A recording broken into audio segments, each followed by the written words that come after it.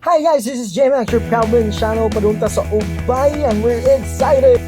Kay mag-camping ta, mag-hiking, pero nagmotor ta padung sa San Pascual, agi sa dirt road. Lubak-lubak, pero enjoy ka roller coaster ride! Unya, pag-abot, we had very low expectations, guys. Unya, nagsugod ta og lakaw, hiking, and lo and behold, this majestic view. Grabe, kuyawa kayo, guys. Saka ka na og taog pito ka bungtod, guys. Grabe ka kapoy, pero it's all worth it. Look at that golden yellow hills, murag chocolate hills.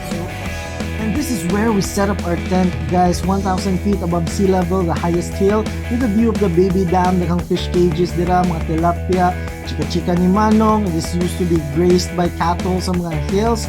Now it's gone, but this is really New Zealand feels, guys.